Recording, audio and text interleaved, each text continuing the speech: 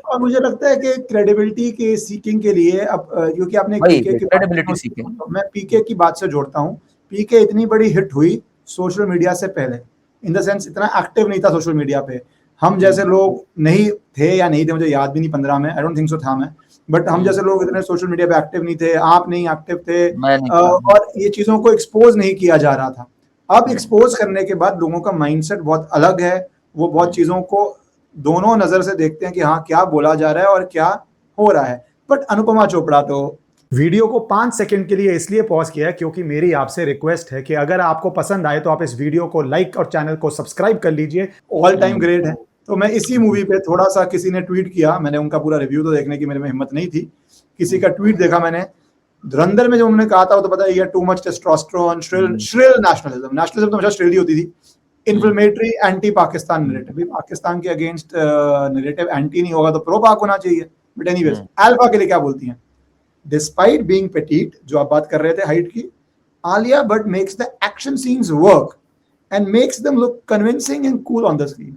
तो यार आप करण ना, आप बेसिकली बड़े पक्षपाती हैं, आप बेचारी की परफॉर्मेंस को समझ नहीं पाए कि वो, आप बोल रहे हैं एक्सरसाइज नहीं करी या पेटीट है या वो मसल शुड बी बल्जिंग, वो सब होना था, वो बोल के इतना कन्विंसिंग कर दिया। और वो ट्रेंड है, आप अनट्रेंड रिव्यूअर हो, आपने 25 पैसा नहीं कमाया कभी जिंदगी में रिव्यू करके, उन्होंने पता नहीं क्या क्या कमा दिया। मुझे लगता है you are suffering from some sort of insecurity with these established reviewers.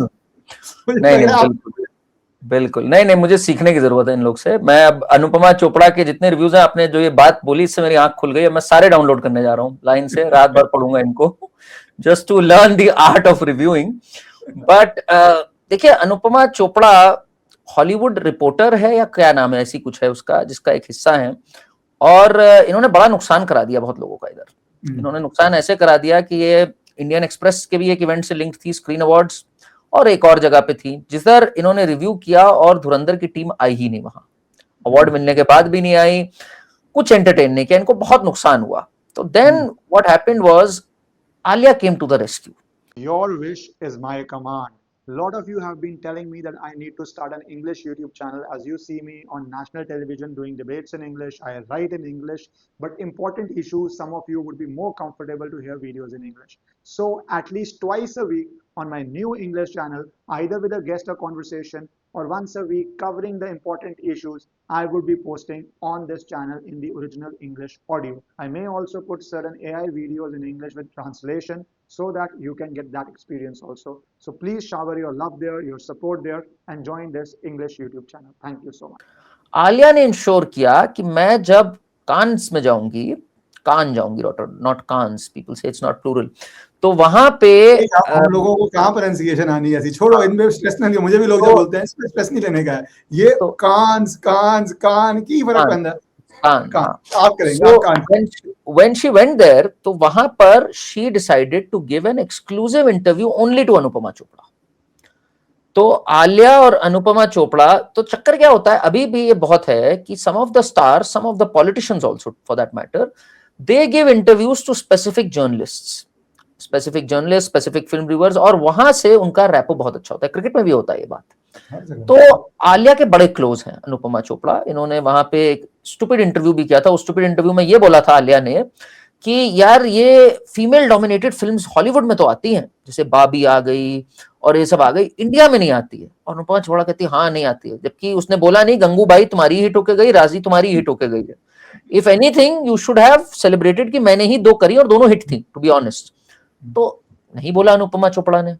Anupama Chopra और आलिया भट्ट का वही रिलेशनशिप है। ये एक जमाने में सेम रिलेशनशिप था राजीव मसंद और करण जौहर एंड शाहरुख खान का।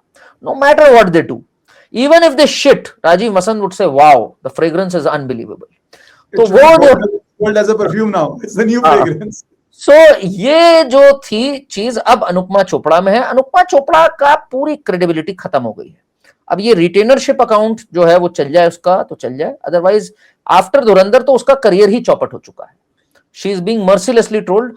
लेट्स सी अगर कुछ कर पाती she can salvage, because salvage भी नहीं हो रहा इसके लिए, अल्फा के लिए। Alpha is earn 9 crore what I hear अभी तक। इट्स पैथेटिक, मतलब बहुत बहुत ही बड़ा फॉल है ये। एक्टिंग की बात हुई तो मुझे जाना था चौहान पे, बट एक्टिंग की बात हुई तो मैं जा रहा हूँ महुआ मोहितरा पे। एक ब्रीफ कमेंट के लिए वीडियो के साथ, फिर मैं चौहान पे, अजय देवगन पे आऊंगा और बहुत सारी चीजें हैं जिस पे आना है वापस। अब बंगाल के अंदर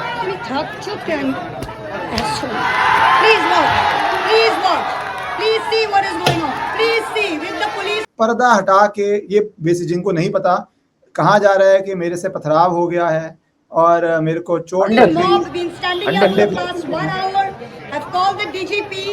बेसिकली वो दिखाती है कि मेरे को चोट लग गई है, मेरे को इंजरी हो गई है। आपने ध्यान से सुना नहीं, जो बंदा मदद कर रहा है इनकी, जो ढक कर रखा हुआ है, उसको ये कहती है you bloody asshole.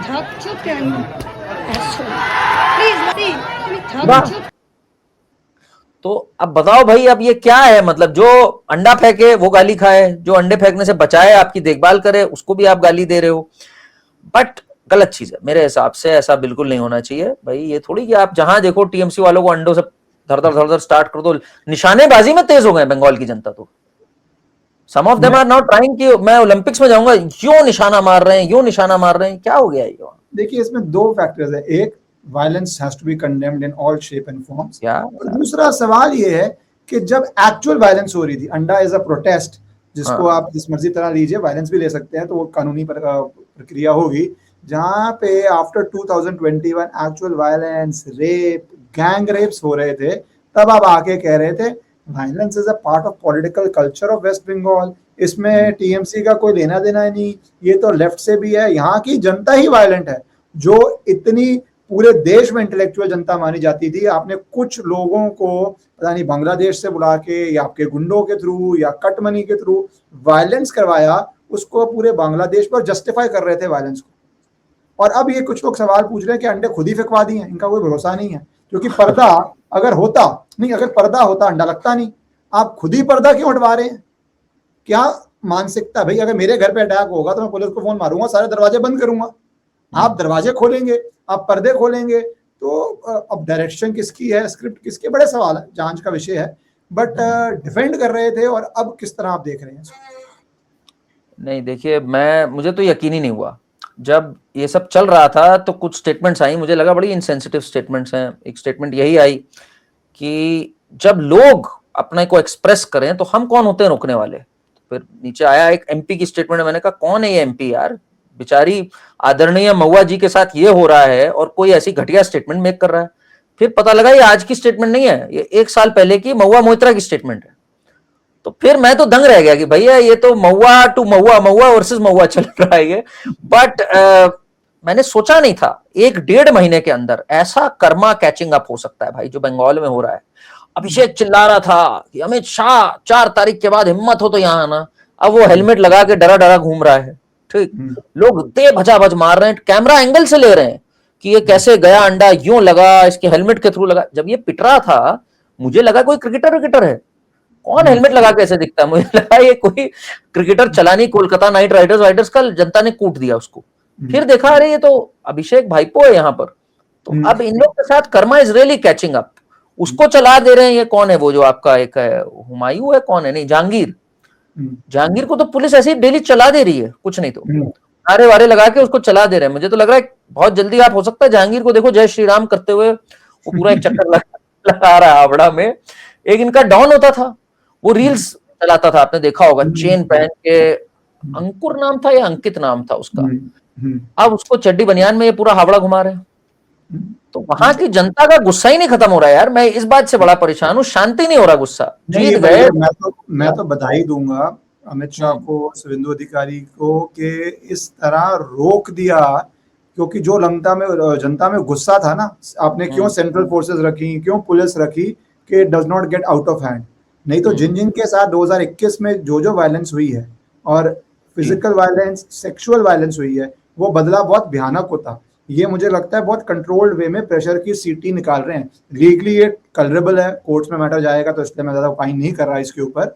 But legally और कोर्ट्स के ऑर्डर भी आ जाएंगे जल्दी कि आप इस तरह परेड मेरे अनुसार नहीं करवा सकते, अगर आप सिर्फ लीगल लेंस से करें। बट जिसको एडमिनिस्ट्रेशन करनी है, वो कई बार इतनी भयानक स्थिति होती है कि वो प्रेशर कुकर की सीटी निकालने की कोशिश करता है कि भैया जनता को बता रहे हैं कि ये जेल के अंदर 5 स्टार माहौल में नहीं बैठे हुए, ये सही में जेल में, कि जनता अपना। इसका रीजन क्या दे रहे थे? इसका रीजन ये दिया कि ये ह्यूमन राइट्स थिंग है। ये जो जहांगीर है इसने कहा मुझे पेट में बहुत गैस हो रही है, मुझे बाहर निकलना है, मुझे क्लॉस्ट्रोफोबिया हो रहा है।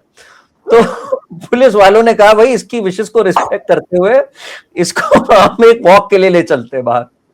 तो ये भी एक रीजन मैंने सुना है। अब ये I आप didn't know that. पाएंगे So, legal. that's why I said अभी कोर्ट में मेरे पास डॉक्यूमेंट्स नहीं है कि क्या पक्ष रखा जाएगा। अगर व्यक्ति खुद ही कह रहा है कि मुझे गैस हो रही है और मुझे वॉक करनी है, तो क्या मैं कर क्या ही सकते बोल सकता हूँ, मैं क्या ही बोल सकता हूँ उसमें।